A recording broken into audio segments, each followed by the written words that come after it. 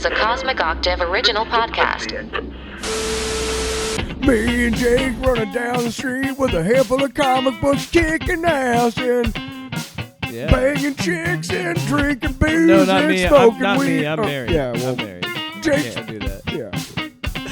Off panel, off topic with Jake and Tyler. What are you talking about, man?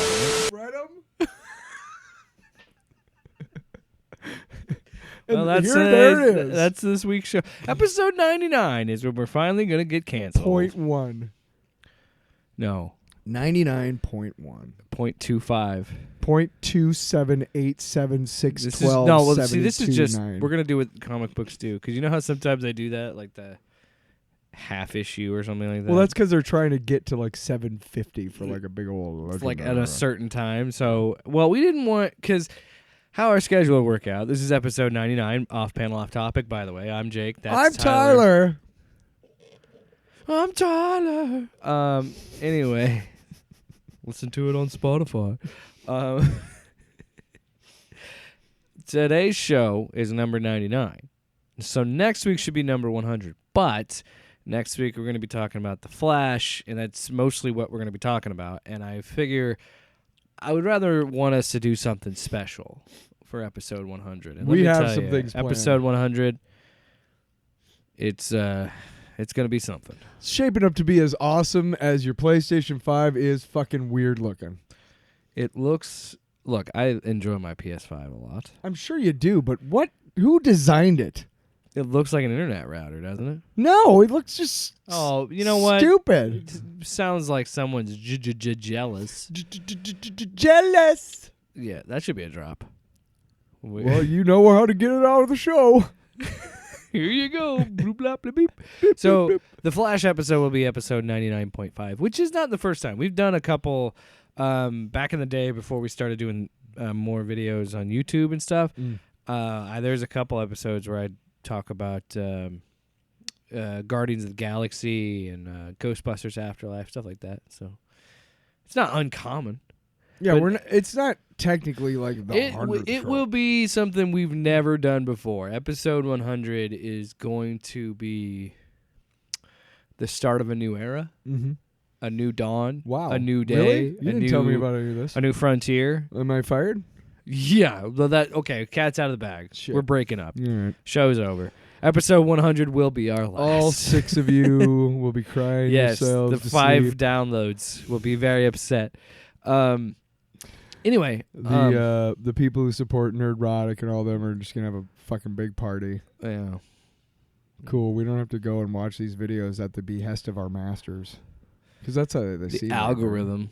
The master. No, doesn't it seem like they just go like, "Hey, go fuck with these guys," and they're like, "Yes, master." Oh, like their henchmen. Yeah. Oh yeah. Of course they are. Yeah, oh yeah. Yeah. Anyway, there's this also it goes to say that episode 99 is going to be a little bit more relaxed because we're planning 100. We're going to have a bit. I'm doing the show in the nude today.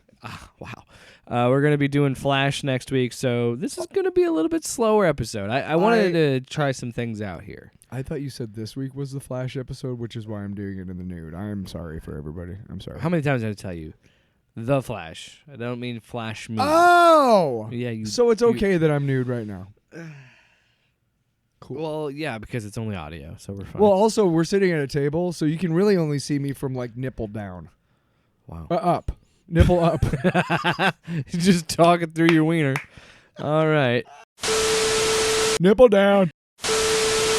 It's times like these I learned to start the show over. So, yeah, that's, I think, the most natural way to transition. But are we doing the show again? They're starting the show over right now.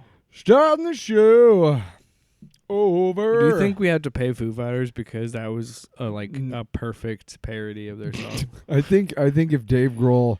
I don't think Dave Grohl's that small, minded that he would be like, hey!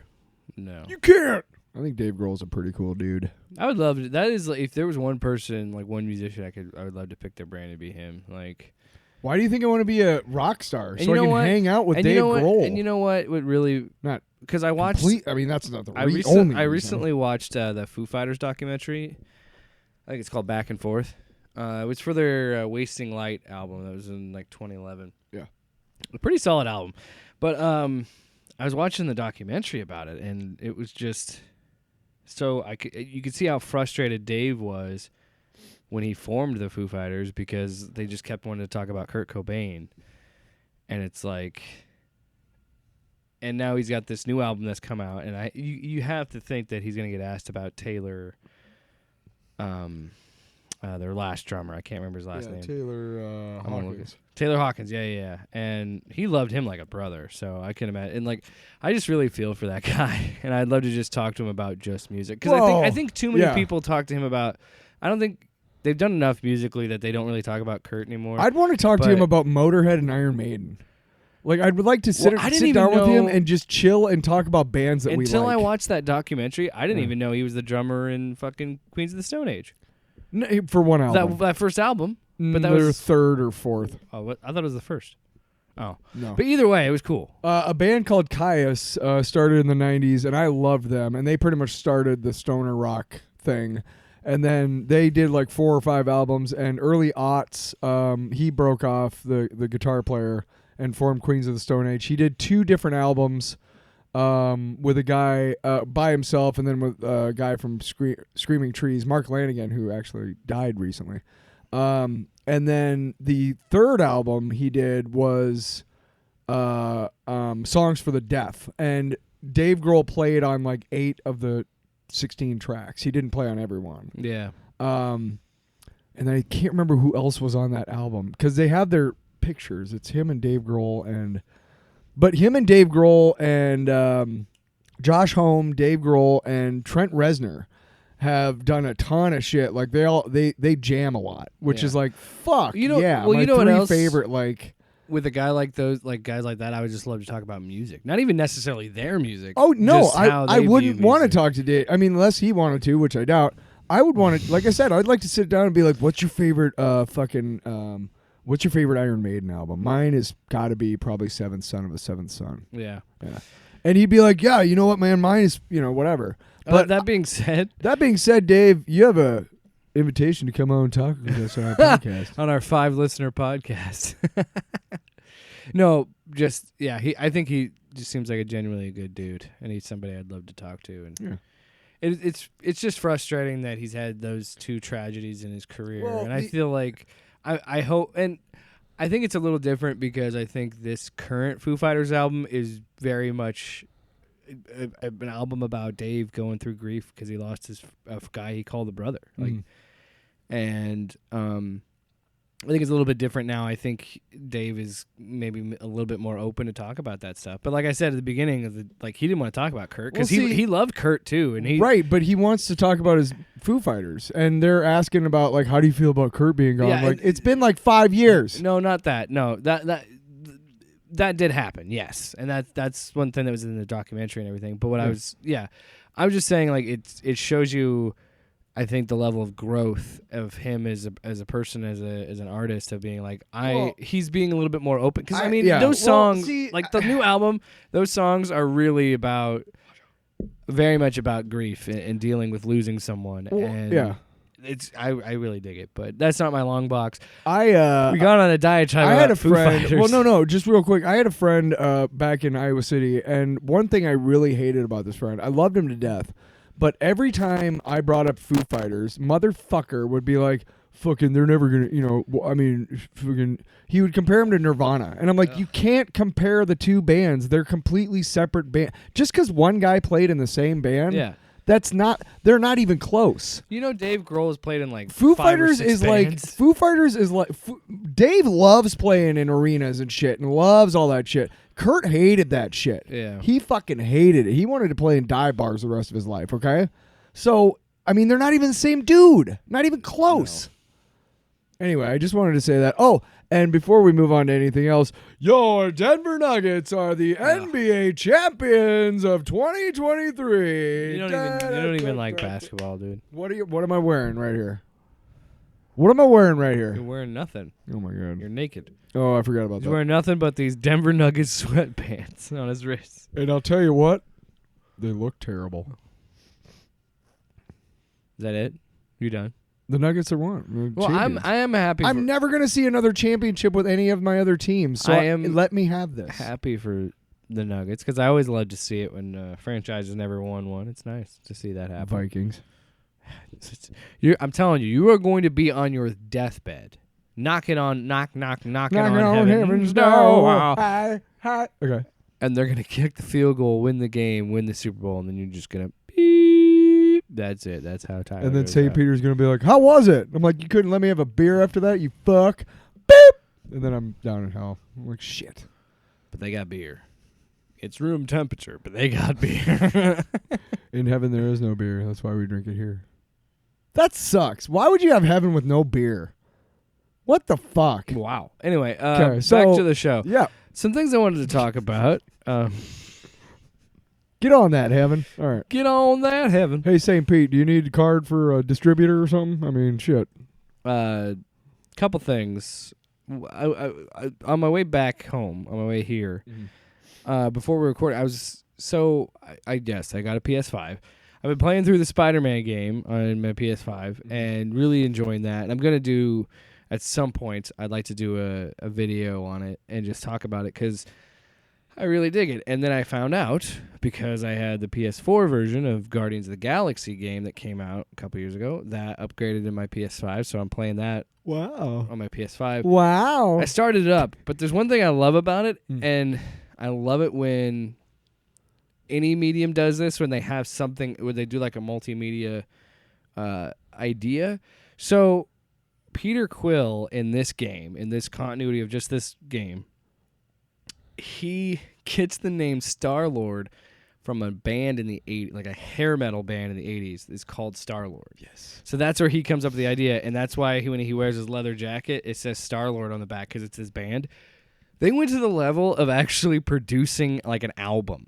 Like, I think it's maybe 8 songs, but it shows that they show up throughout the game, right? But they actually like sat down and composed this music and made it like this cheesy like 80s cock rock. You know what I'm talking about? You know why? Hair metal shit. You know what separates really good content and really good shows and stuff from shit or video games and shit? Yeah. It's the level of detail Lore. that you don't even know. Yes. Like, okay, like there's any number of levels of like, I mean, I've told you about my favorite show. Look, which one? Barry. Yeah, I was gonna say The Wire. There's a lot of different moments where the scene is between two people, and in the background of that scene is a whole bunch of shit going on.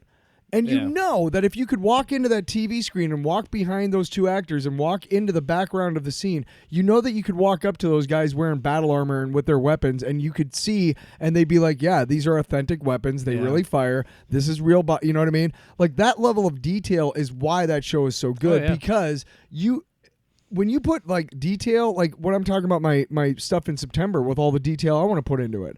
Because that's going to make the thing so much cooler. I think, yeah, and you can tell there's passion. When you're passionate about something and you do something creatively, you want to constantly keep building on it. Like, what I have found, yes, creatively, writing a narrative is fulfilling for me, but what I also really, really love is world building and having lore. So when a video game takes that idea of the Star-Lord band and then puts it on Spotify and you can listen to it and you're on Spotify. You need to watch Metalocalypse.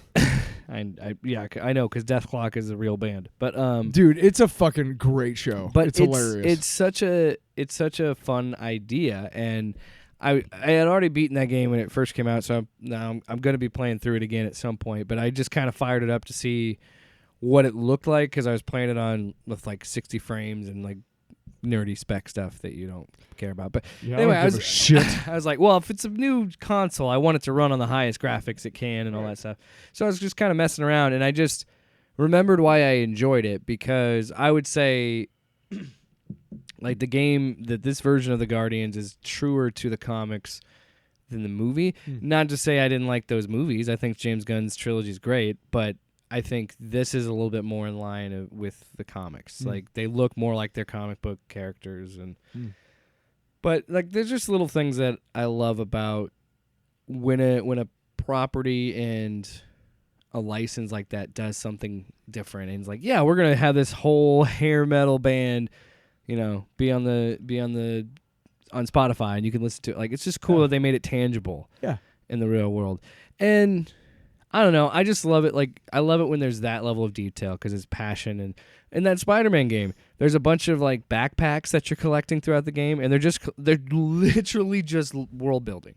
It's literally just little clues, and it's just giving you more backstory because this version of Peter Parker in Spider-Man, you're playing as an experience. Like, he's 23, so he's been Spider-Man for a while, and so that's how they put in like world building stuff. So I just love it. I just wanted to like talk about that a little bit of like just how I love that we live in this era where we're getting people that are really passionate about these licensed products getting a chance to work on them and make really cool. Like, that Spider-Man game is my favorite version of Spider-Man. So Disney went the opposite way, and they're delaying shit. No, we're not moving on from this topic. Yeah, they keep delaying shit. Good segue. I ruined it. I'm sorry. What? What? I don't know if it was that good of a segue. It was brilliant. Don't you sell yourself short. Unlike the Spider-Man game that you are so passionate about. I don't know if this is related to the strikes, and I think it might be, but they haven't said specifically. Oh, no, the next 3 Avatar movies have been delayed? Why do you, I give a shit. It's set up, dude. Come on. Fuck. Anyway, so yeah, Disney's been delaying some projects. So the next 3 Avatar movies, as I was so rudely interrupted by Tyler, they've been delayed. So Avatar 3, 4, and 5 are now scheduled to open in theaters December 19th, 2025, December 21st, 2029, and December 19th, 2031. Joke's on them. The world's ending in 2030. Yeah. Stupid. This is what I don't understand. Why? So... Is James Gunn, I don't remember, did he use this excuse for Way of Water, why it took so long is because he wanted the technology to catch up Cameron. What did I say, James Gunn? Yes. James Cameron, whatever. James Cameron, did he do that same excuse? Like, well, this is why it took so long to make Avatar, because I had this idea years ago, and the technology wasn't there yet. And then, like, he waits, 12 years before he releases the second movie, which I've yet to see. It's on Disney Plus now. I know. It's on fucking HBO Max. Yeah, it's on everything at Which this is point. funny. No, but maybe I'll watch it. But here's the thing. Okay, so like Blondie, right? The band Blondie. Yeah. I cannot deny or discount the advances that they made in punk and rock and roll. Mm-hmm. They were the first real rock act with a female singer. They were the first they weren't mainstream at the time, but they were the first band to do rap, the first white band to rap. Yeah. I can't deny any of those things. That doesn't change the fact that I fucking hate Blondie's music. I can't stand. Wow. I will almost get out of a moving fucking car if Blondie comes on the stereo. Tyler. Yes. Do you have a heart of glass? Shut up, dude. Shut up. It was gas. The point that I'm trying to make is that I cannot deny or discount the advances and the impact that James Cameron has had on filmmaking over his career. I cannot, but that doesn't change the fact that I fucking do not give a shit about your fucking jerk off called Avatar. Okay? Wow. Listen, you want to jerk off on some film? That's great, James, but I don't need to watch it through a fucking reel-to-reel. You know what I'm saying? Or I don't need to stream it. Oh, what is that? It's a lot of celluloid covered in James Cameron jizz. Wow. That's weird. Wow. We just talked about this before the show. We're going to not be so edgy, and then you're over there doing your thing. So needless to say, Tyler doesn't care. I'm kind of in the same boat. I totally fucking forgot about that. Listen, I am who I am. I make no apologies. You know what? I wouldn't have it any other way, pal. Buckle. I wouldn't have it any other way. Let's restructure your contract. Oh, speaking of, who we might be able to get. I'm working on it for 100. Are you serious? Yeah. That'd be pretty sweet. I'm not gonna. I'm in the Baja, so I'm gonna call in. I'm not gonna come down there, up there, wherever we are. I don't know. I'm in the Baja. I don't need to come up there. I ain't got time to fly. Jackasses. You know something? I don't fly private anymore. 'Cause I hated it so much. It was like Alcatraz. when they feel me, because I got metal in my body, because I don't know if you know this, but I was body slamming Hulk Hogan, and I blew out my knee. So now I got metal. Anyway, so he'll be So on the there. live action Moana.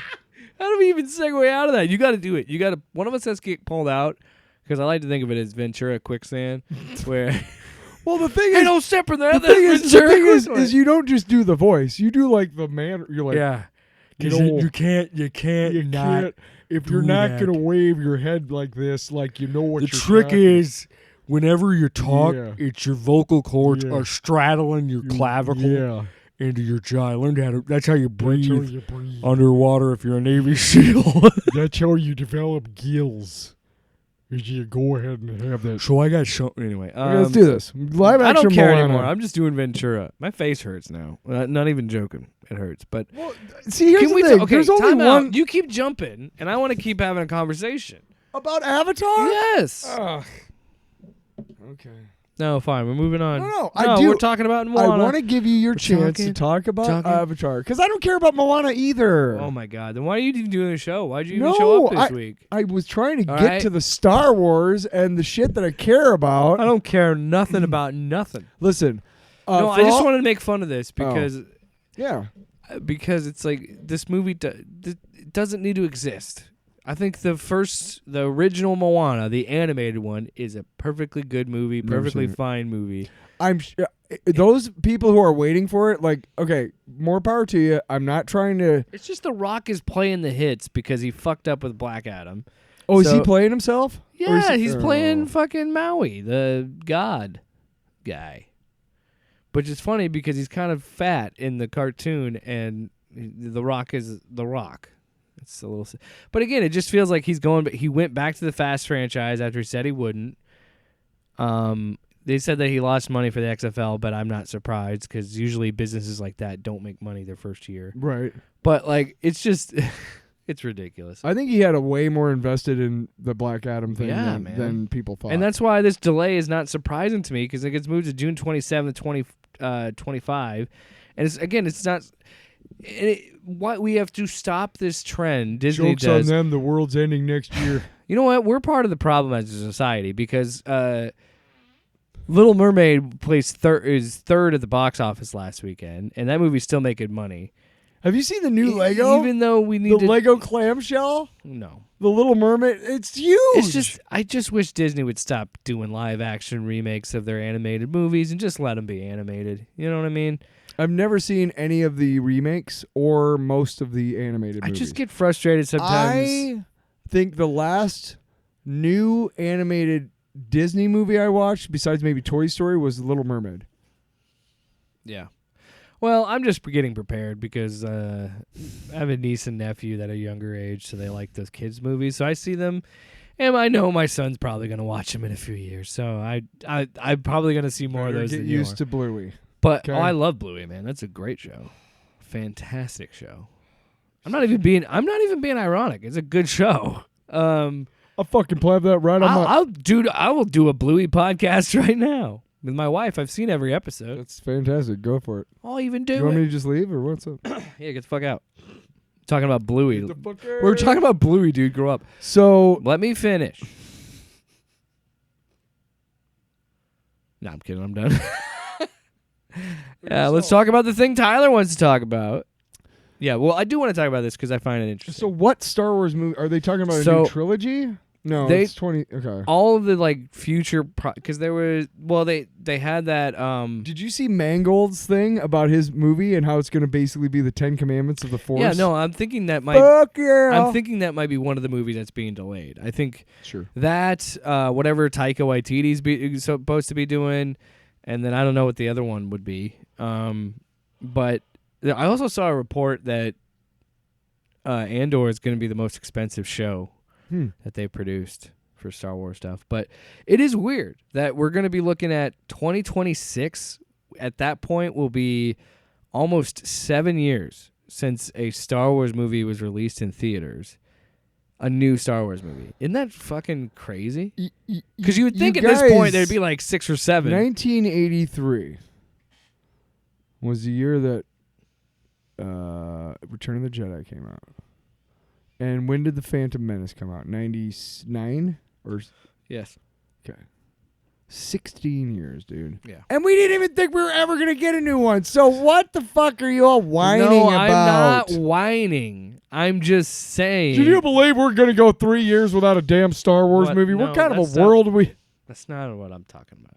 I'm saying it's refreshing Let me and tell you what it was like surprising. during the Great Depression. Shut up, because this is the same company that has been doing all this stuff for the MCU, where there's 3 movies a year or 3 shows. It is kind of crazy to think all that content is just kind of focused on Disney Plus. We had to pack up Dad's truck and leave Oklahoma. We traveled to California. All we could get were just bits and pieces of Star Wars stories. No movies. Maybe a novel. We get maybe it. a We video. get it. We don't know how good we got it, okay? We get it. Every once in a while, Kenner would be like, shit, we need some money. You're doing the politicking again, mister. What? But I'm not trying. That's not the angle I'm coming at. I'm just saying that my angle is it is refreshing in a way, because it's like, wow, you guys. But at the same time, they still put out a lot of content. It's just been on Disney Plus. When you look at the sequel trilogy, Solo, what was the other one? Rogue One, and that was it, right? What? For like the most recent movies. Yeah, the most recent movies is sequel trilogy and Rogue One And Solo. Yes, Solo. So Rogue those One. 5 movies. 5 movies. But yeah, you're right. For a But couple from of years that- there, we but- were getting one every year. That is. And they said at one point. Disney but I just want to point out, Disney acquired the license in 2012. Okay. So from 2012 to 2019, we've only had 5 movies. But in that time, we've had The Mandalorian, we've had Star Wars Visions, we've had all, Bad Batch. We've been spoiled with Star Rebel, Wars content. bunch of content. Which is why I get so mad when these fuckers are online going, it's terrible. You know what? Go watch the freaking holiday special over and over, you fuck. Wow. See how good that is. Huh? Art Carney is Chewbacca's grandpa. Sir, What? stop yelling at James Cameron. Listen, I just want you to know that this is an Arby's. Every time you do that, I'm just going to be like, sir, stop yelling at James Cameron. Fucking James Cameron, dude. I don't know why you hate him. I just... I'm joking. Wasn't he the one that was like, I don't need to stream. I got just have fucking dreams." Like, fuck you. That's my best streaming services in my brain, and it's for free. When I come, I'll leave this terrestrial plane. All over the celluloid. I go into the astral realm like I'm Doctor Strange. And then finally, this one's interesting because I didn't even know this was a thing. The Fede Alvarez directed. Who is that? Fede Alvarez did the remake of Evil Dead. He also did Don't Breathe. Oh, okay. I heard that. Yeah. about that. So, yeah, I didn't even know that was a thing. So that got moved to August 16th, 2024. So, it's nice to see that Marvel, excuse me, that Disney is using the properties of Alien and Predator and seeing some value in them, because they did Prey last year. They're going to be doing this next year, so that's exciting. I wonder if it's going to do the same thing they did with Prey and maybe release it on Hulu. Maybe. Or if they are going to do theatrical. I don't know. But that one is the one that really caught my eye, because the Star Wars delays didn't surprise me. I think it's a good thing. Whether it's a video game or a movie, whatever, I feel like most of the time delays are good. Sure. Because that gives them more time to work it Yeah, I out mean- and figure things out. So, interesting changes coming at Disney. Mm-hmm. I don't know, a good segue. So unfortunately, Well, we're recording on I got Wednesday. this. by I the got way. this. Well, I just wanted to give some preamble. Well, but- I got the segue. So Fine. and sometimes Disney. I got nothing. One of the greatest Spider-Man artists of all time, like probably. I mean, he's second, really, only to Steve Ditko, who is a right-wing nut job. So we don't count him anymore. John That's not Romita true. Sr. You can't take away what he did. I will. I absolutely will. If you have read anything that he wrote or whatever, yeah, he can fuck right off. Oh, he's full on. Let's do a police state, and you fuck right off. John Romita Sr. Was a guy, and he had done some stuff with Marvel and everything, and Ditko left, and he thought, well, shoot, who am I gonna give this to? Whatever. And Romita was, an up and comer and everything. And, hey, Stanley asked him, would you take over penciling on Spider-Man? And he was like, I don't know if he can live up to Ditko, man. Because you're right. No matter who he is now, he defined the look of Spider-Man. He helped define the look of Doctor Strange. He was many other legendary comic book characters. And Stan himself chose John Romita. Yes. And John was not, he's like, I don't know. But because he didn't know if he could, do it or whatever. But he did. And he just, what?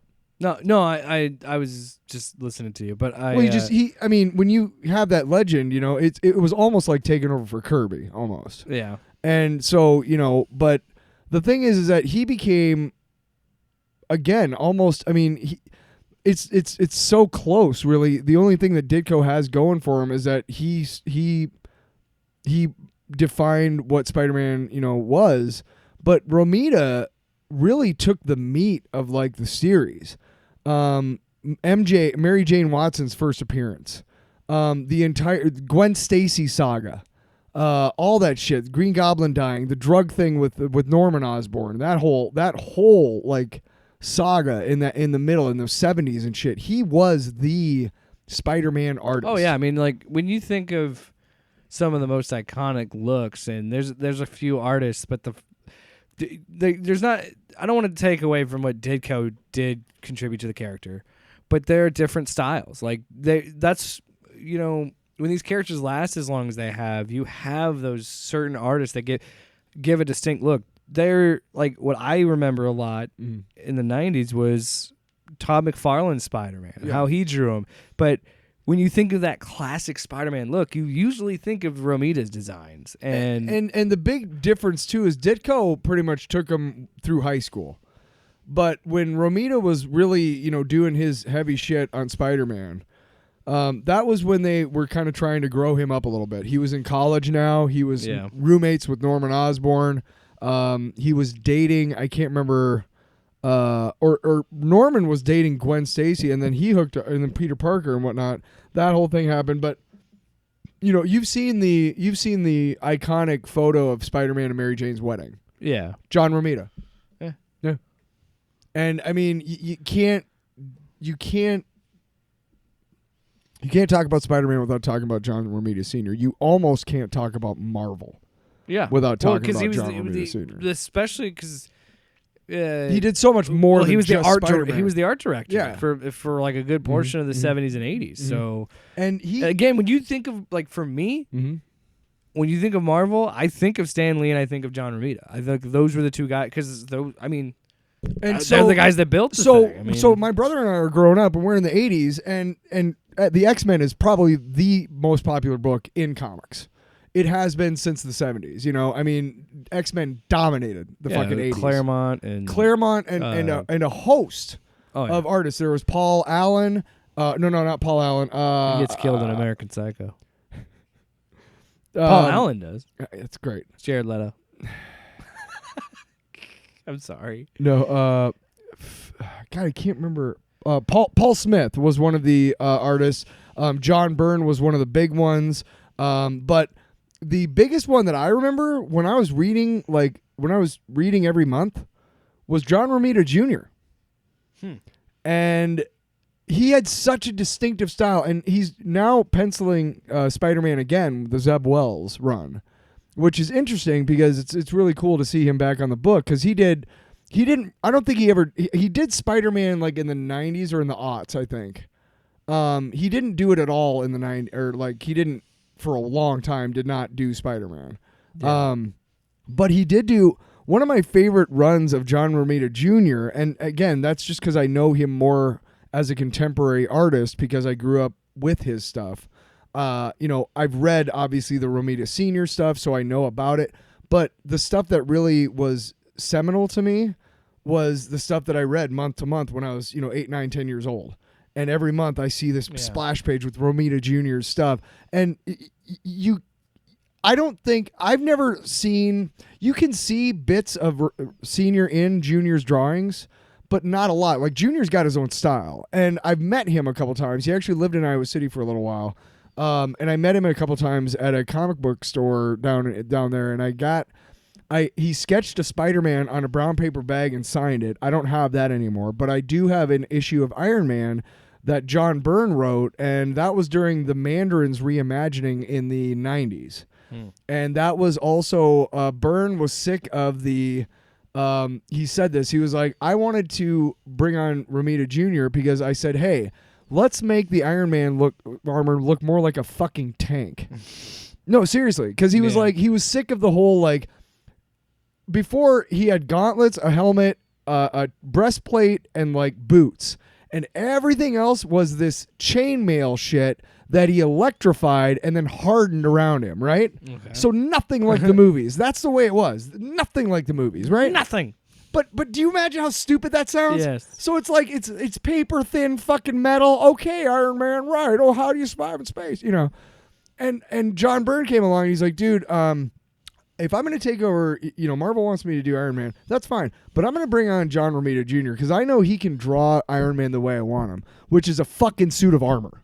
Yeah. He's wearing a fucking suit of armor. He's none of that fucking electrified chainmail shit no more. No, he's a fucking suit of armor. And he changed the Mandarin. Before, all of his rings looked like fucking Pez dispensers, dude. He changed them. He told, or Romita Jr. did, and he made them into actual like fucking alien rings and shit. And they actually made the Mandarin respectfully and truly Chinese. They did away with all the Fu Manchu bullshit, and they made him like a part of like, you know, Red China, you know, modern times and shit. One of the best Iron Man runs ever, and nobody knows about it because it was just, I don't know if it didn't sell that well or what. But one of the best runs of Iron Man. Again, I can't. Obviously, it's a huge blow. I am done proselytizing about the Romitas, Jake. Well, I also forget that. But I those guys, I grew up with them, and they're always going to be a part of my life. And it's sad to see that he's not around anymore. And I you know. Also, I forget about how he.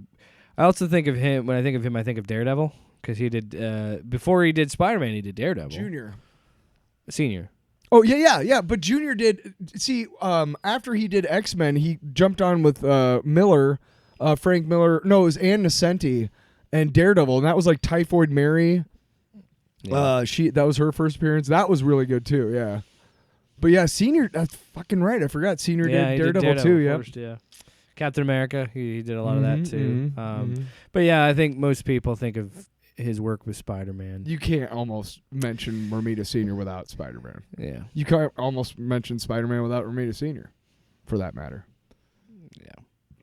Well, yeah, and the same could be said about his son, which, again, like, what a legacy to leave behind. Not only did you make such an imprint on these, for a lot of people, very important characters. I think, and then to have that your son do that and excel and be a great artist in his own right, and yeah, he's legendary himself. Yeah, it's crazy, and what a legacy that John Romita Sr. is going to leave. Yeah. It's, it sucks. We've lost some legends. We lost Stan. We've lost. I've said it before, and I'll say it again, and it stinks, but especially now with the proliferation of social media, and you know how much all of these like minor, you know, actors and things, not what we're talking about, but how much all these minor actors from like a movie you liked when you were a kid, how many of these people do we know now because they got Twitter accounts?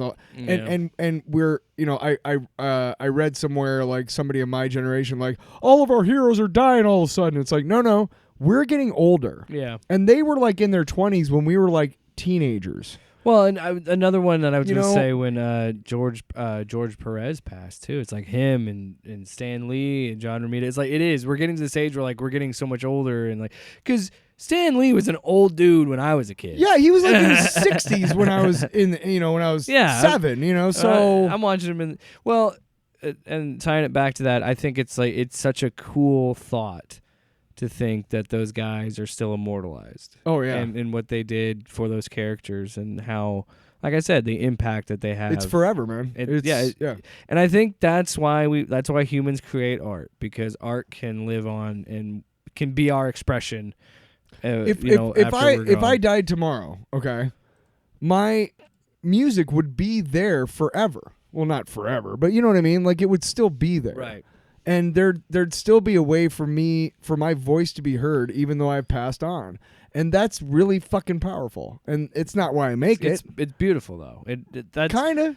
It's beautiful because it's very human, and it's uniquely human. I just want to be heard, you know? So it's Everybody nice to know wants- that after I go... Speaking of being heard, Oh. it's the box office. New segment. Box office. Battle. Turn on the microphone, It sounded like you asshole. vomited. It's a new segment, and by new segment, Royale with cheese. we're just doing it this week, and that's I it. didn't go to Burger King. This is McDonald's. Pulp Fiction. You turd. No. You turd.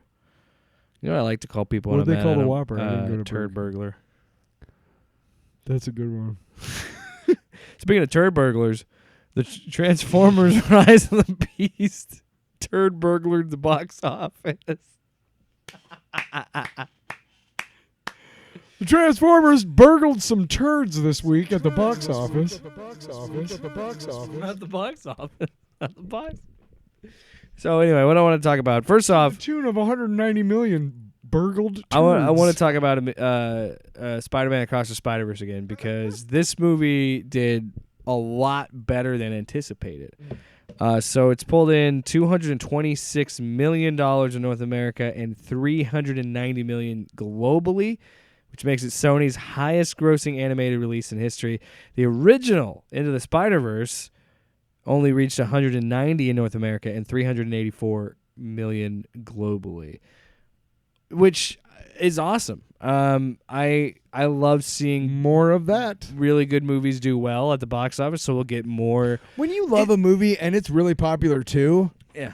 Well, and that again, that's good. Because that creator and those actors and those writers and all that stuff, they're going to get more it work. reinforces Mhm. what worked so well for that first movie, and it reinforces, these animation, like these big budget animated movies are going to be better if they're not tied to the art styles that we have in live action. Or if they're constrained by budget. Use what you have with animation. And yes, animation is hard to make, and it's a lot of thoroughly planning out and figuring things out to do it. But look what happens when it's done well. You're like, I think that's awesome that it's exceeding the first movie.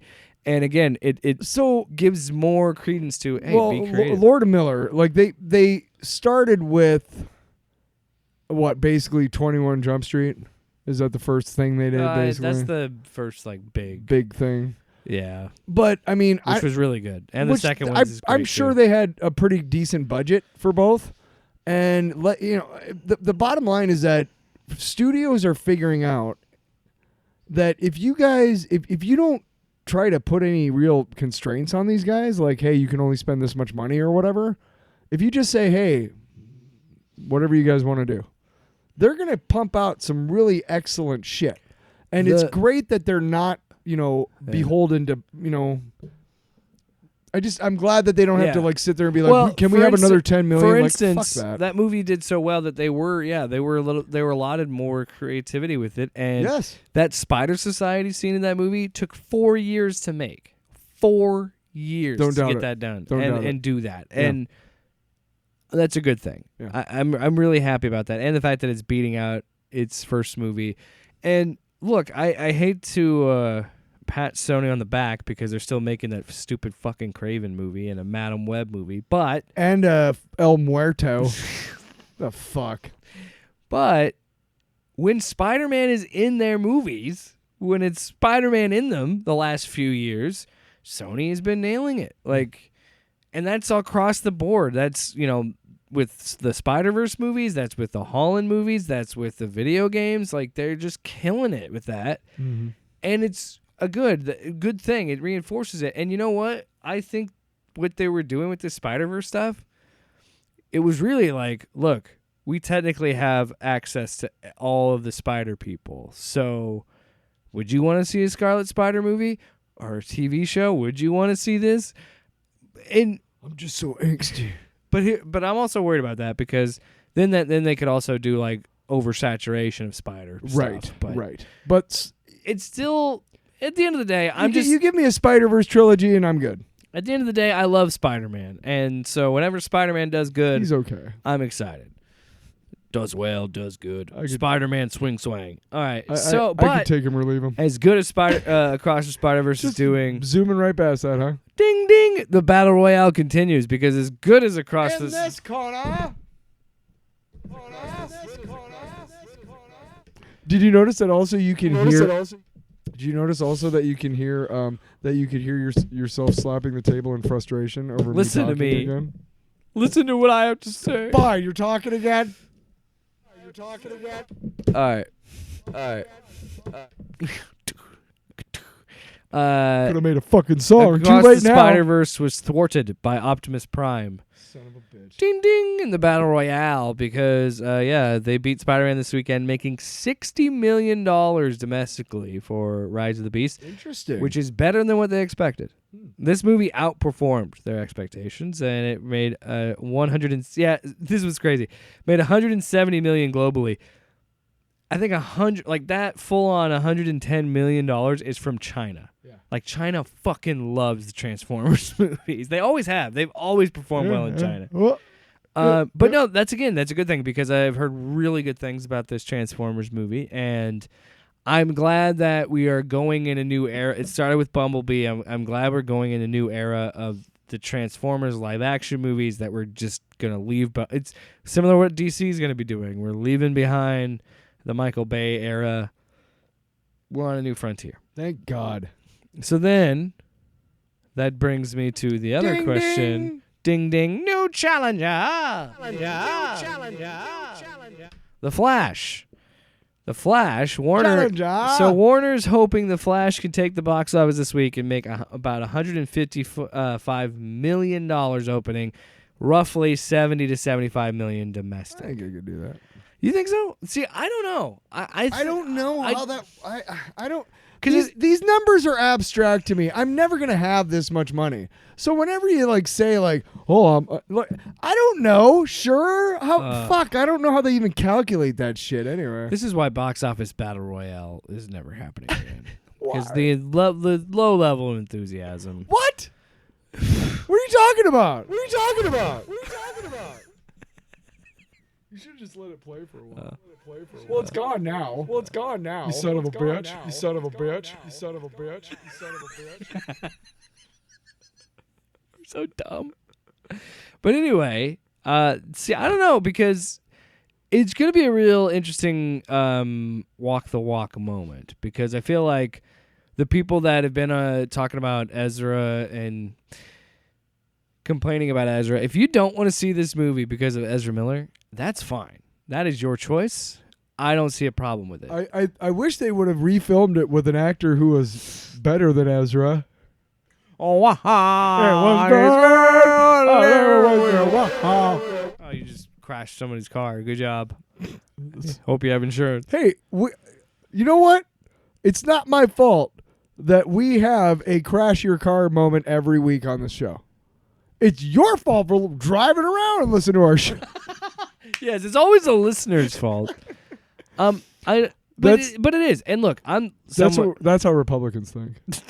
I am someone that is not happy that Ezra Miller's in this movie, but I'm still gonna go see it, and I'm still probably going to enjoy it. You know why? Because I was watching Mr. Mom the other day, and Michael Keaton has had a career that spanned decades, and I'm so happy. We live for in a him. capitalistic world, and I love that Michael Keaton is still kicking ass. there's no I'm sorry, but you can't keep playing moral high ground stuff with capitalism. You can't because every corporation fucking sucks. So you could be like, oh, I really like this Marvel movie or this Disney movie. It's like, well, do you? Because they're a shitty fucking company, and it's like, yes, rightfully so. But I like that movie. I'm not. I don't like playing that game. We've talked about this before, where I don't like that Disney owns Fox.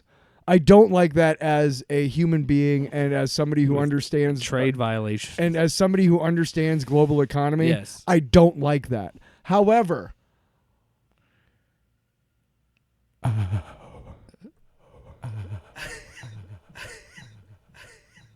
well, you fucked it up with your laugh, didn't you? Do it again.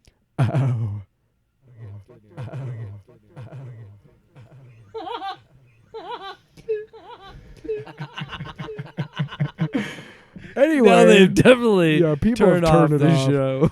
no, but when it comes down to it, man, like I mean, Spider-Man in the MCU, like shit like that, right?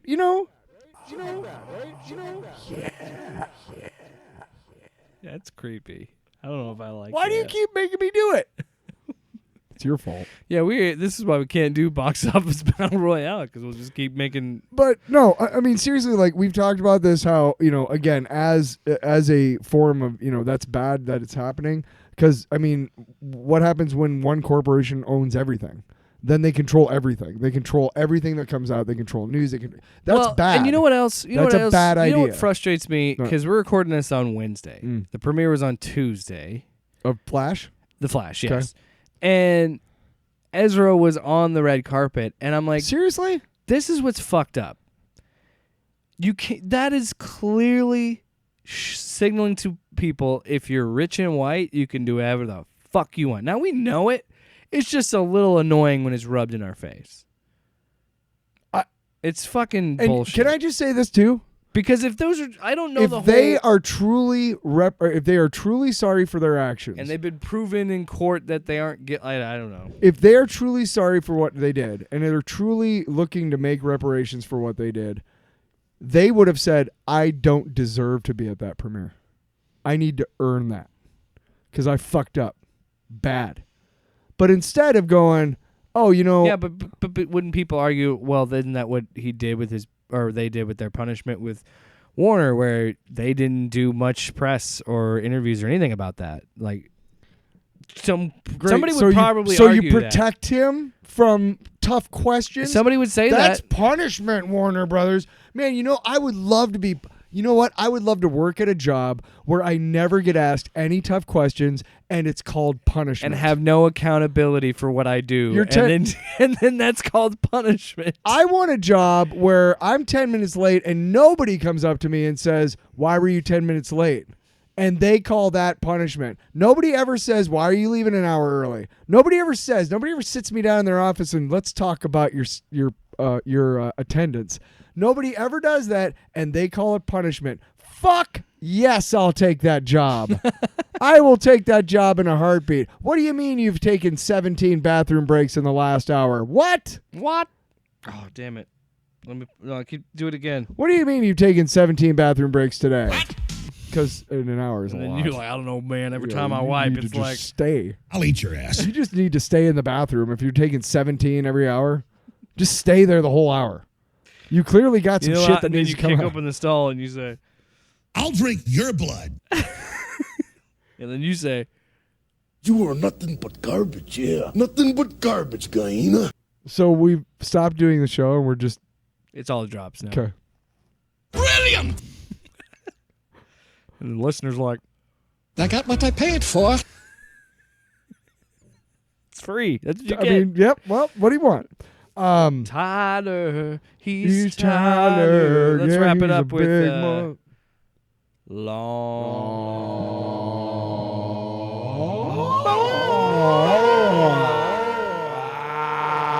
a long box. Can we make that the official sounder? So we haven't done one in a while. It's been a hot minute. So Since we've done one of these. can I ask you a favor? Sure. Because I got a twofer. I know. So I've not seen Renfield. So obviously I want to give you the big old big old flopping carpet way to do your Renfield thing because I haven't seen it and I want you to But can we talk about Air together? I didn't know you watched that. Oh yeah, I watched it this weekend. So do Renfield. Do you have Peacock? Yeah. Watch Renfield, and then we'll come back and watch. We could do a too late review of Renfield if we want, because I do want to talk about Renfield. Maybe we'll squeeze that into episode 100. See, I don't think I'm going to watch Renfield. Okay, well, here's so what that's what I was thinking. You could do Renfield. Here's what I'll say about Renfield. Yeah. I a couple things that I really liked about it. One. It is a fast and lean 90 minutes, man. Fucking in and out, bloody, gory, nasty time, and I love it. So, first off, the movie does a great idea of like, here's the premise.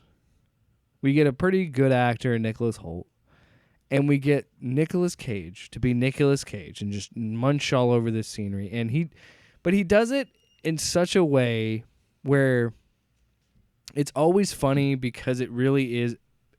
That's not how I want to phrase that. Okay. No, it's just it's a little funny to think like it sells in the trailer. It does do this in the movie where it pitches the idea of Renfield being in a toxic relationship with Dracula because Dracula uses him and treats him like shit. So when he goes to these support groups for codependency and stuff, it's funny because it executes on its premise, and it is so good. And I think Cooper, dude, come on, dude, hey, come on.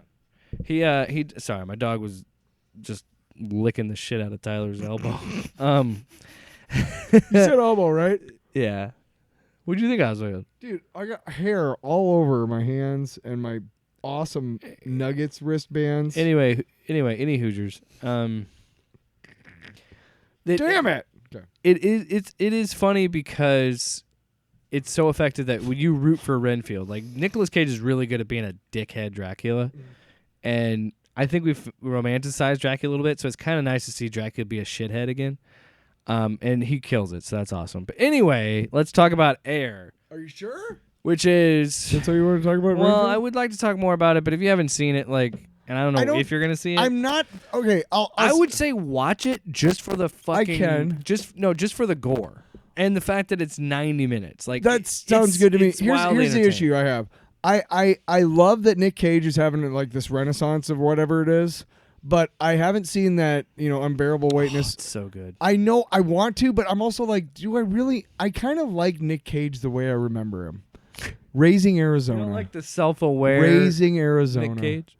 Whatever. Raising Arizona is the best Nick Cage. I don't know. We're going to go into town and have ourselves a part couple. where Renfield rips off a man's arm and takes that said stub and throws it through another man and the man explodes. Okay. It's ridiculously What does gory. that have to do with Nick Cage's acting? Nothing, but I'm saying that. I'm saying it's in the movie. So fine, let's fucking do what Tyler wants to do. That's what episode number 99 is. Do everything Tyler wants to do. Let's talk about Air. Air, you breathe it. End of the movie. End of fucking review. So yeah, this is we had a too late review. Well, we should call it catching it on streaming or something. Crossing streams. Crossing streams. catching it downstream. Downstream from the urinators.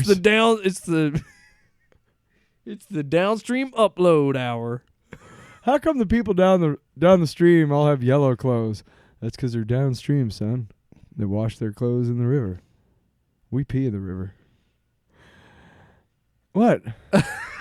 No, keep going. You got it. No, it's Air. Let's talk about So we Air. talked about... So I remember... Give those people Air. Get those people Air, Cohagen. So we... Give those people Air Jordans. Jordans. So okay, what movie was it that we saw where we saw the Air trailer before the movie, and I just looked at you and I'm like, give me a fucking break. I think it was... it wasn't Guardians. It was the one before. Was it Wakanda? No, maybe. Maybe. Could have been Quantum. I think it was Quantum Mania. Okay, but it was before one of those movies, and I just literally turned to Jake and I'm like, give me a fucking break. And here's why. Oh, it's a dad movie through and through. I liked it, Matt Damon, and and you know what? I'm going to watch that when I get back home because it's a good movie. Good Will Hunting? No, Air. No. No, I mean, it's the it's a movie I could watch. Spiritual success. No, I'm kidding. Both good movies. You like them apples? From you know what I did? Jay and Silent Bob through Hollywood. I got out of that town. Strike Back. And now I'm doing shoes. So hey, Cooper, knock it off. So we saw this movie, and I like Matt Damon. I like Ben Affleck. I like them both. I you've heard me before defend Batfleck. You've heard me before, look, I've defended him because he doesn't deserve to get all the shit that he does. No, he doesn't. And neither does Matt Damon. They're both very talented actors and writers. They wrote Good Will Hunting, okay? Ben Affleck now is a really good director. He's directed some... The Town, fucking Fargo. Grammy, Oscar nominated... Grammy, whatever. No, that's his wife J-Lo. Okay, but but we saw his this, wife, and there's a part in the trailer where like they have this wink at the audience moment between him and Matt Damon. I'm not sold on it. Right, and I'm like, shut up, just shut up. Like the Oh, wink. they do that in the beginning with "Just Do It." Yeah, But the story of Yeah, where that's it funny. came from is great. well, that's the thing I really enjoyed about this movie. Right. I think the dialogue was really well done. You forget at a certain moment early on in the movie that it's Matt Damon and Ben Affleck. You forget it. Yeah. And that is what makes this movie so successful because the trailer, honestly. I'm sorry. No. So what you're saying was too tongue-in-cheek in the trailer for you? Well, there's that moment where they're like, who do you want to Michael get? Or the not sold on it. I'm not sold Yeah, on no, it. it's all on the Just Do It. Right. It's like, oh, get it because we know. But you know who the secret star of that movie is? Jake. The Wood. guy who makes the shoe. Oh, yeah. Right? Is it funny? Isn't he the best guy? I mean, he's kind of played for laughs at first, but then throughout the movie you start realizing like this is the reason why Nike signed Michael Jordan because of this guy. The Michael's agent was great too. Yes. And he goes on the whole He was rant in, about skull fucking the guy. He was in that Mindy Kaling show. Yeah, He was also the bad guy. He was Zax in Got the Sirens of something Harley Quinn. The animated show. No, the fucking movie. I don't remember the whole Birds title. of Prey. Birds of Prey. Sure. Yeah. Or the Emancipation of. No, yeah, but they gave up on it's a stupid title. They just called it Birds of Prey Harley Quinn. Like they literally changed it. Because it is stupid. Yeah, but he's really good at being like a douchebag character, so he was perfect. He's really, really good. And then I did not know, but what a fucking brilliant way to be like, dude, this is how we're going to make it this way, and then we're gonna take care of all these other. I don't want to spoil the movie. Spoil the movie? They signed Michael Jordan. No, the fucking colors on the shoe. I don't think that's a spoiler. Okay, Chicago colors. Well, no, they at the time the NBA had a strict rules, yeah. and they said, you know what, more red. And then the other guy's like, what? And he's like, we'll pay the fucking fines. And it's like, Yeah. that's brilliant. Brilliant! Where's Paul Giamatti when you need him? Fucking Paul Giamatti. How come he's not in this movie? I got what I paid for. I guess. Yeah, no, it is there is a little bit of a disconnect because it is with all of these like historical movies because you know what happens, right? So you know ultimately what happens, but I think the journey to it is what's interesting, and I always find it fun when they do stories of like the behind the scenes of how this big thing came to be. And of course it's dramatized, right? Of course. But it is cool to see this story. And I don't feel like we get enough of these like the business side of sports. And it reminds me a lot of when Moneyball came out, where That's a great fucking movie. and when they talk about how they use statistics and things like that of like, how they got where they did in that time frame. And again, that's another example of something that's historical, but when it's done right and it's done well, you kind of get lost in that. Like Matt Dave, everybody, this whole cast I think does great. Everybody, Bateman, Damon, Affleck, the guy. I don't know the names of the guy who plays or does the shoes. I don't know his name. I like the needle drops. I think the soundtrack's good. It's a great soundtrack. I thought it was actually really well done. Like, at first I was kind of like, oh, Ben. But then I realized, like, whenever his character comes on screen and he's like the big dog at Nike, he makes fun of himself. It's self-deprecating. Yeah, it's great. And, He's super awkward and funny in every scene. Yes, yes. So that's another reason why I liked it, because I do like Ben. And he's when they're in the board meetings, I think I'll be remembered for stuff, the things I do. I think, or like, yeah, when they're talking to When he Michael comes in and they plan out that whole thing of like, you're gonna fucking barge in and make a big deal. Yeah, and he just is so fucks bad. it up so bad. I was busy, and I just want you to know that's how important. That was not as important as this. I needed to be is here. why I'm here. Yeah, but I was a little late. Okay, you got this. Okay. Yeah, but yeah, there's a moment. I'm not always late. There's a There's a moment where you don't where it's not it's still on the fence that he's going to sign with Nike. It's still on the fence, and there's a thing that is being said to close the deal. Something needs to be done to close the deal. I don't want to spoil the fucking movie. Why? Just it happened. I know that, but if somebody doesn't see it, if they shut up, there's something that needs to be done to close the deal with Nike. And Matt Damon's character is like, I don't think we can do that. And you're like, okay, I know that he signs with Nike because we know history. Yeah. But there's a moment when you're like, shit, does he? That's why it's a good movie. Because I know what's going to happen. The reason why Revenge of the Sith is a really good movie, because I know that in the end he's going to be Darth Vader. But it was a good way, like I loved watching him become Darth Vader. Does that make sense? Yeah. And the same thing with this movie. I know that he's going to sign with Nike. A good story is all about the journey. Exactly. I know he's going to sign with Nike. But again, during that moment when he goes to Ben Affleck and says, hey, this is what we got to do. I'm sorry. I tried. And he goes, fuck it. Let's do it anyway. Yeah. There's a moment, isn't there, for you? Even though you know what's going to happen, you're like, shit, I don't know. And that's why it's obviously No, I'm saying there's a part of you that's like, whoa, No, it didn't fool me at all. No, joking. No, I did find that interesting because that is what led to the fact that Michael Jordan, as I said in the movie, he's making $400 million just on his name. Yeah. And I think that when they have this speech, and it's like what we're talking about even earlier in this podcast when I was talking about Romita, where there's a moment where Matt Damon's pretty much saying, like, nobody in this room is going to be remembered but you. Yep. Your legacy will live forever. Yep. No one's going to take that away from you. And, like, of course that's going to appeal to a kid just out of fucking high school, a rookie in the NBA. Of course a kid is going to sign with that. And now, I don't know. Excuse me, by the way, I'm clearing my throat on the mic. We're both very snotty. I don't know if how much embellishment is done in this movie with how people talk to Michael. Like Michael, like I wasn't around in this time, but did people always think that Michael Jordan was the greatest fucking thing in the world? No. I feel like we have the history of the context of. Because I think that is said to a lot of draft picks, early draft picks, first round draft picks in any sport, but I wasn't around, so I want to know if there was really this like Michael Jordan is the greatest. Here's what you need to remember. Before he won all his trophies. You need to remember all those meetings that they have about who they can get in the beginning of the movie. And they're looking at all these guys at the bottom because they know they can't get these guys. Now they're talking about 3 guys: Jordan, Bowie, and Houston. Sam Houston, I think. No, there's 3 guys. 3 players. I know, but why are you fucking laughing? Because I'm thinking of Sam Houston, the American Revolution. Fucking hate you.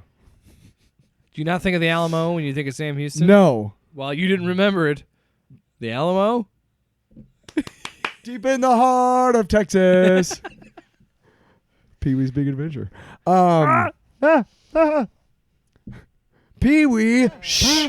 I'm trying to listen to reason. Wow. Okay. That was pretty good. Thanks. My favorite part from that movie, when he's arguing with Pee-wee, and he's just like Air. We're talking about stops. Air. Oh, okay.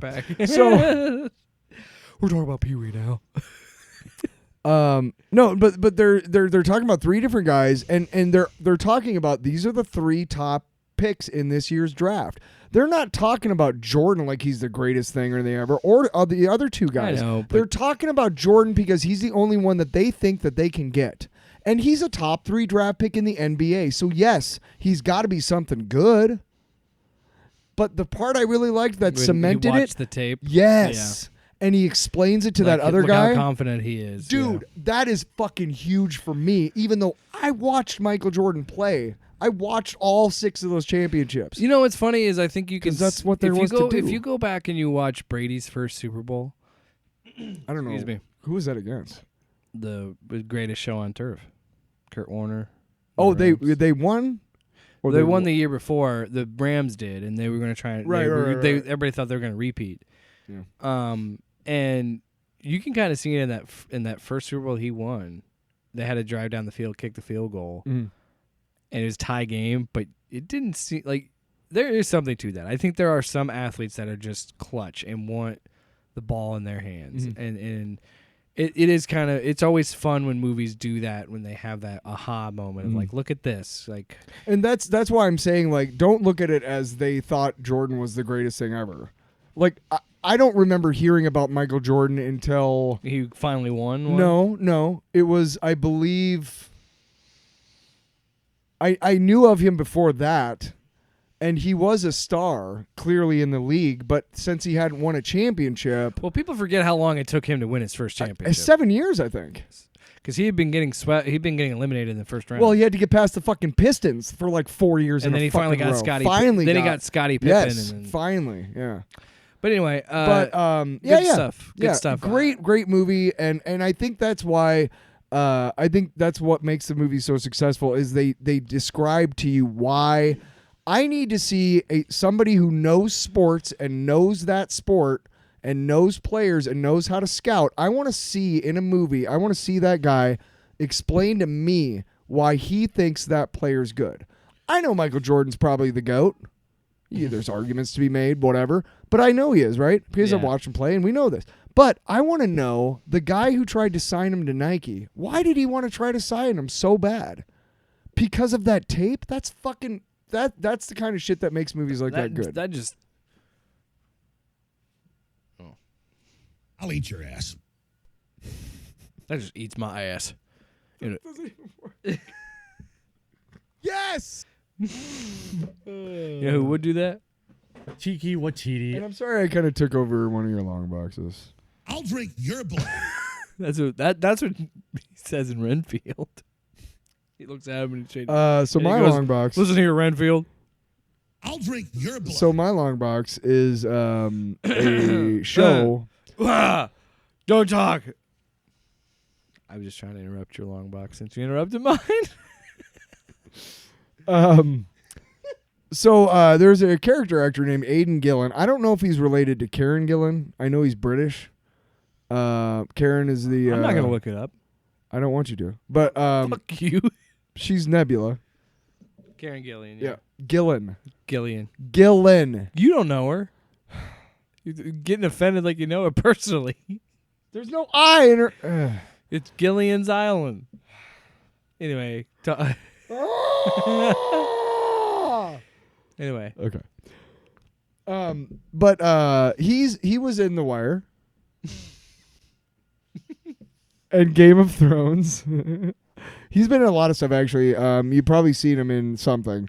But him and Neil McDonough, they were in this show that the History Channel produced, which all sorts of cable companies back in like 10 years ago were trying to produce their own original, TV shows. They also did a Kevin Costner TV movie, Hatfields and McCoys. Yeah, History Channel. Shit. I'm just saying they did I don't it. give a shit. Okay. The only great show that History Channel did was that show with R. Lee Ermey where he explained about weapons. Yeah. That show was the Yes, best. you son of a maggot. He's also in Apocalypse Now. He's R. Lee Ermey. He was in every fucking military movie at one point. He was a technical consultant. 'cause he Until was in the military. Full Metal Jacket, he was just that. Maybe a bit part here and there. But that cemented him as an actor. Have you seen the movie Saving Silverman?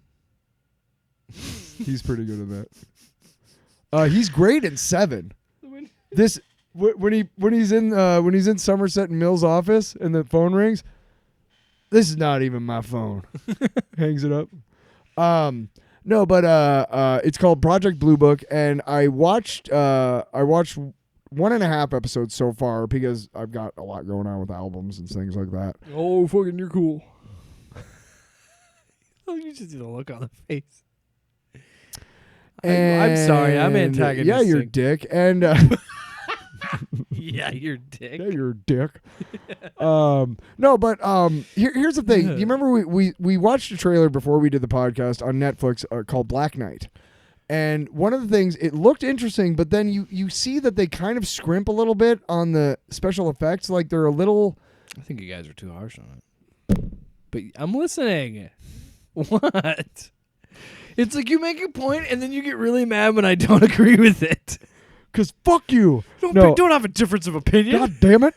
No, but there's You felt like they went a little cheap with it. well, a little bit, and then the first show, there's a scene where his character, Aidan Gillen's character, goes up to the plane that was allegedly in a dogfight with an alien craft, and he starts walking, and this guy's like, "You can't come in here. There's radiation." He's like, "Well, what kind of radiation? Is it the kind that doesn't run?" And he does this whole it's one of those first episode moments where the character shows how great this character is and how knowledgeable of this world or whatever, Yeah. or he just turns it around. You know what I mean? And there's that moment, and it's like seeing that. Wow. It's just kind of overwrought a little bit. You don't feel that with this show? I won't say that this show. Shut up. I won't say. What?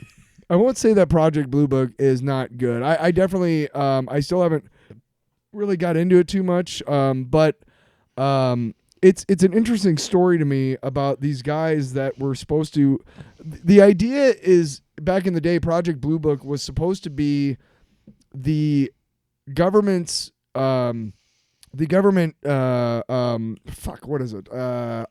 whatever the fuck you want to call it, entity that dealt with UFO sightings. Because right after War of the Worlds and up through today, they what do you do if you see a UFO? Do you call the cops?